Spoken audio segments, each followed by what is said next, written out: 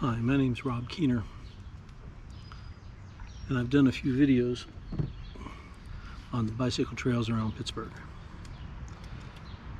And each time I talk about the RadCity bikes that we ride, I just wanted to go a little more in-depth into the bikes themselves today. So I might as well start here. We usually haul them around either on the back of our RV or inside our minivan here. Back in here, got them zip tied in the back. Not zip tied, but bungeed. Just have them tied down here. The tire's secure. We have used some of this foamy stuff to keep it from banging against the side. I have it bungeed in the back. I just used some cords to secure it in the front. And what I used for the forks and for the back wheels, the actual styrofoam, this styrofoam and this styrofoam all came from the initial packaging that came in the mail. And all I did was I built out of spare wood, out of scrap wood actually, I just built boxes. So the back wheels slide into the boxes in the rear. The forks go into the boxes here using the styrofoam from the container. And I also have the styrofoam on the side over there to help hold the wheel in place. For this next part, we'll speed things up a little bit. I shaved some seconds off.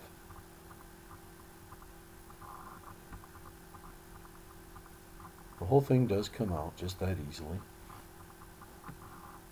Pulls right out, supported up on the frame up there. Just showing off the repurposed styrofoam from the original packaging that I used to help keep the bike safe in transit. The quick release wheels do work as they're named. They're quick release. They go back on. Stick them in place, spin them, get the right pressure.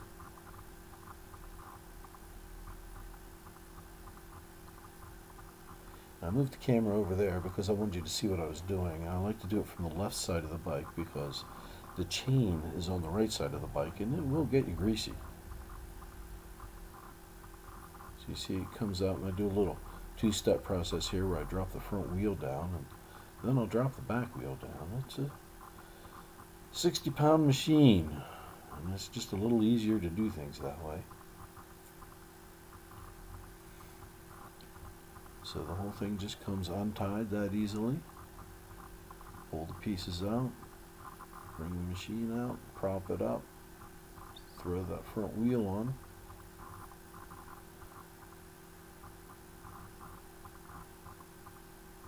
Get out of the way of the camera.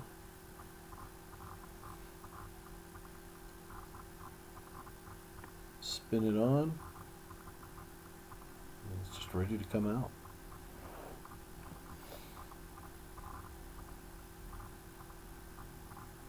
Have the batteries sitting there ready to install. The batteries aren't really unique to the bike, but they do have their own unique keys. They are keyed to each individual battery, but they lock into place. Click it on, it's locked into place in the bike. You can't pull it out. The bike isn't turned on yet.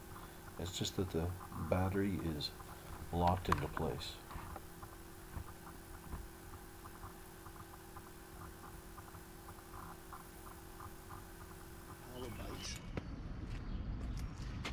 This is the RadCity model, and it's the step-through model. The white one is my wife's, and the black one is mine. Why did we pick those two colors? Well, those are the two colors that they come in. Are there better bikes on the market? Yeah, sure. I've seen bikes for $2 grand, $3 grand, $8 grand. $8 grand's more than what I paid for my Harley, okay? I'm just not paying that much for a bike. Is it a better bike? Yeah, it is, but I'm not paying that much. These bikes retail for about $1,500 typically, but they're always running specials. If you buy two, you get 200 off. That was the deal that we used. Right now they're running a deal for military. So check the deals, see what's going on out there. With all the deals, I think we got these both for, well, I don't even remember now, $1,200 each. So $1,200, that's a lot per bicycle. But I have seen bikes without electric assist that sell for more than $2,000. So when it comes down to it, for the product, it's a wonderful price. Can you find an e-bike for under $1,000? Well, in my opinion, the e-bike for under $1,000 is a unicorn. I've seen advertised specials, but the things that I have found, the models that I have found, either are not made well, or they're about 6 inches tall, or there were just sufficient reasons, that I just decided that they weren't satisfactory, even though they were under $1,000. So this is a very solid bike, nice solid welding all through this frame, this step-through frame. We chose to step through because it makes it easier for us to get through. We're both in our late 50s, and we want these bikes to last us for a while. So I know there will come a day when it won't be easy for me to lift my leg up and over the seat. I like these bikes because they come standard with a light. Now the more modern bike, these are last year's bike. This year's bike has a round light with an LED component. It looks pretty cool. Looks to be pretty bright. And while we haven't really needed to use the headlight that much, when you need it, you need it. It comes standard with fenders in the front and back. They're plastic. I like the fenders because I don't like getting that big mud stripe up my back. So the fenders get filthy under here. It's nice because it comes standard with the rack. You know, if you're just heading around the block, if you're just, riding down to your friend's house a mile away, you really don't need to carry stuff. We have done trips of 40 miles on these things. So it's nice to carry a lunch. It's nice to pack a lunch. Oh, also, I don't like wearing a backpack. So I don't want to go riding and have to carry a backpack for 3-4 hours, which is realistic how long we can be out there. I mean, 3 or 4 hours of exercise, that's fun. You don't even realize it's 3 or 4 hours because you're having a good time. Front tire is a quick release tire, which made it possible for me to get it in and out of the back of my minivan. And the seat is a quick release seat. The seat itself is adjustable, and what's nice is when these things come, you do have to assemble them or hire someone to assemble them, but they do come with a toolkit that I carry with me at all times. I carry both, plus a few more tools, just because that's the way I am. And yes, I carry tools on my Harley and in my car. That's the computer that's telling what's going on. You can't see it over here, but on this side they're called the cadence sensors. The cadence sensors are what tell the computer how much energy to feed to the hub motor down there. The cadence sensors, from what I have read, are not as sensitive as the velocity sensors. I don't care. These are smooth enough for my purposes, and I think they're great. And anything that helps to keep the cost down is great for me. The brakes are disc brakes. They are mechanical disc brakes. They are not hydraulic. That's fine for me. I have read criticism because they're not a hydraulic brake. I don't know, maybe it's because of years riding a motorcycle, but pulling the handbrake isn't difficult for me, even when it is mechanical. And again, it keeps the price down. And especially for a bicycle, I think a mechanical setup is a lot easier to deal with than hydraulic, because if the hydraulic breaks, then you are out of luck. Some people prefer the mid-engine to the hub.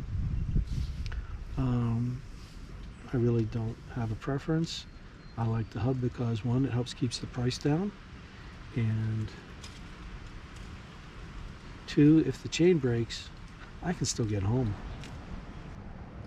So while I can see that, especially for gearing's sake, that there might be advantages to the mid motor, it costs more money, and the hub motor helps to keep the price down, which I appreciate.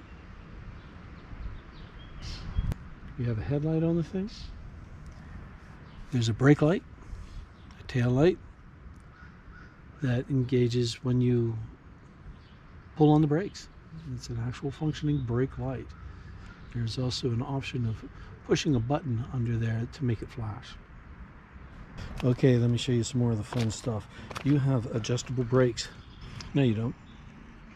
You have adjustable forks that you can lock in and out, making them tighter or looser for different types of road surface. You have mounts placed on here. There are a lot of different options that you can buy. Different baskets and different types of cargo things that you can place on different parts of the bike. So this is nice for that. You can put them right on there. Right under here, you have your own bike identification number. When you get that, write it down. Put it in a safe place. There are places online where you can register your bike number. On the rack, there are places for attaching things. Okay. On mine, I have also added a drink holder. Okay. Couple bucks you can get. I have added a trunk.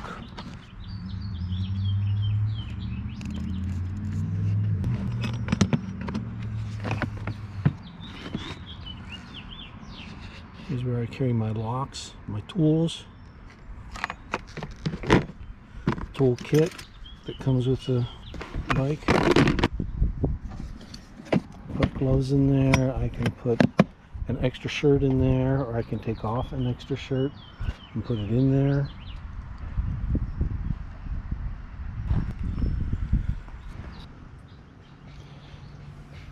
Okay, to start it up is a couple steps. Take your key, turn it all the way forward. Put the key in your pocket. Switch over here, have an up arrow, mode, and down arrow. Push the mode button and you'll see the computer display come on. Hopefully you can read that it says 759 miles in the upper right corner. Just toggle it over. It has a trip meter as well. In the middle you have your speedometer. You can set it for average speed or your fastest speed. In the upper left you have your battery levels. There are 5 bars.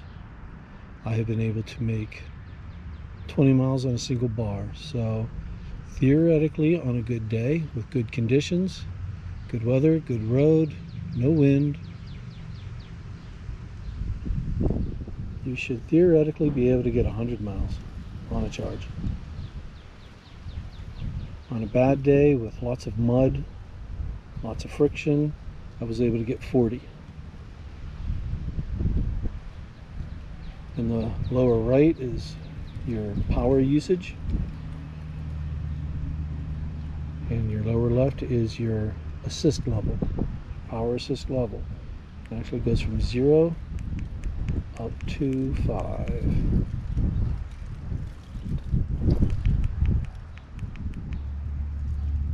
Now this is a class 2 bike. Class 2 bike means that it has a throttle. Take you over to here. This is the throttle right here, kind of like a motorcycle. This button turns off the throttle so that when I turn it, the bike doesn't lurch like it just did. Okay, and if I hit it again, it will turn on again. In newer models, this button is gone. You have your shifter, a Shimano. Push it forward to shift towards the lower gears. Hit the button here to go to the higher gears. So 1 through 7. Your rear brake over here. Your front brake over here. I hope these things are within shot because I really can't see. You do have manual adjusters here. Okay, and don't laugh. That bell's really efficient. It really works. People hear it a good distance away, and they get the heck out of the way. I like the design of the RadCity. I like that it's more like a cruiser bike. So I'm sitting up tall. I like the way the handlebars are set up over there. The way they're kind of turned, it's kind of like riding a motorcycle. So with the way that you're oriented as you sit on the bike, you're sitting more upright. That means my hands don't fall asleep when I'm riding. That's important. So even as now I'm sitting further back and I do have more weight on my rear end, the rear end is on the seat here, which is the most comfortable seat I've ever had on a bicycle. Now, that doesn't mean that it's a lounger, you know? Not like it's a comfy seat. And the rear end will start to hurt after a while. But it's still the most comfortable bicycle seat that I have ever had. So these are a fine machine. We've really been enjoying them. We've getting a whole lot of fun out of them. We bought them in November. This is May. We already have 700 miles on them through a Pittsburgh winter. So, you know, we're liking them. Are they the best bike out there? Probably not.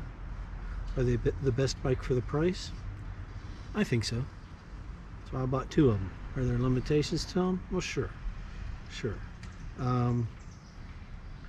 When I pull that battery out, I got to use 2 hands.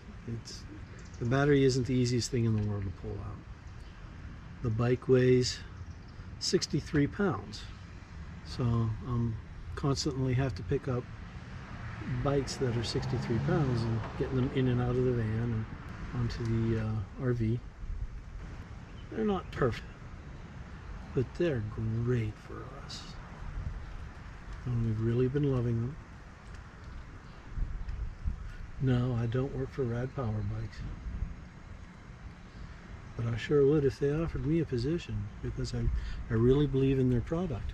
And I really believe in bicycling. I believe that bicycling is a great exercise, and it works great for me because it's fun. I think treadmills, I think stationary bikes are boring as hell, and I just can't stand them. But these things, you get on, you go for a ride, and you really don't realize 2 hours, 3 hours have gone by. A lot of people think it's cheating because it's an e-bike, so it helps you. But keep in mind that it is helping you, it is not doing the work for you. Can you set it to do the work for you? Yeah. It won't go as far. And it really kind of defeats the purpose, doesn't it? It's not a scooter. If you want a scooter, go buy a scooter. But if you want something that's going to help you to exercise, build up your strength, your endurance, your metabolism, I truly believe this is the way to go. It's great for working your core. It's great on working your balance. I've worked over 20 years in rehab, so believe me when I tell you the importance of maintaining a solid core and balance. They are so very important, because if you can't balance, you can't walk. And if you can't walk, you're suffering a serious deficit to your autonomy, to your dignity, to your independence, to your ability to do for yourself. So I would recommend to you, go ahead and check out the RadPower bikes. They have other models.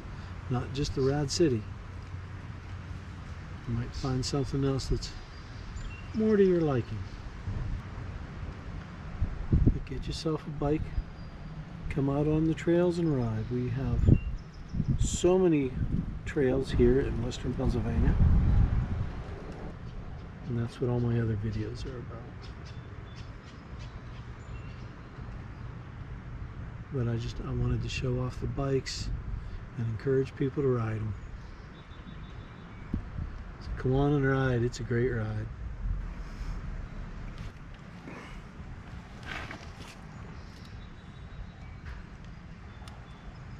So I'm Rob Keener. I'm encouraging you to go for a ride. It doesn't have to be on an e-bike, but get out and ride. Come on to Pittsburgh. Experience some of our trails. Mode.